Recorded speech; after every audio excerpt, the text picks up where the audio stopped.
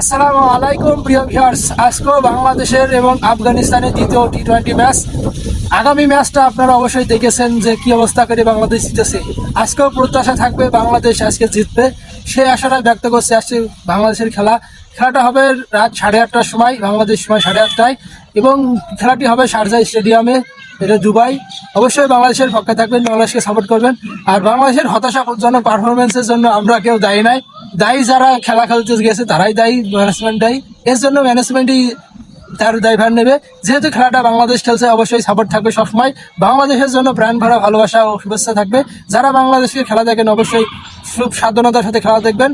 হতাশা থাকতে পারে, দুর্দশা থাকতে পারে, দুঃখ কষ্ট থাকতে পারে, তাই বলে সবকিছু মেনে নেবেন। এই মানসিকতা নিয়ে খেলা দেখবেন, যে আপনার খেলা দেখছেন অবশ্যই মন মানসিকতা ফ্রেশ থাকতে হবে, তাহলে কিন্তু খেলাটা উপভোগ করতে পারবেন। তাছাড়া কিন্তু খেলা উপভোগ করতে পারবেন না।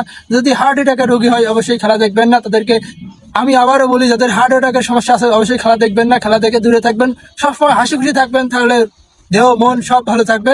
শরীর মন দেহ ভালো থাকতে হলে অবশ্যই খেলাধুলা করতে হবে, খেলাধুলা দেখতে হবে।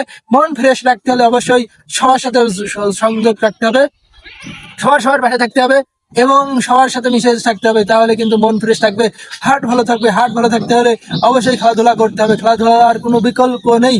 অবশ্যই যারা আমার ভিডিওটা দেখছেন, আপনার কাছে যেহেতু আমার ভিডিওটা গিয়েছে, অবশ্যই একটা লাইক কমেন্ট অবশ্যই আশা করছি আমি আপনাদের কাছ থেকে। অবশ্যই ভিডিও করছি, নিয়মিত ভিডিও করতে থাকবো। আমি একটা ধাপ পার করেছি, ইনশাআল্লাহ আরো উপরে পর্যায়ে যাবো, সবার আশাই করছি।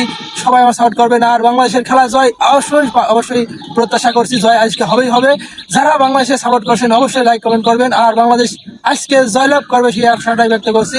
আজকের ম্যাচটা দেখার জন্য সবাইকে সুস্বাগত।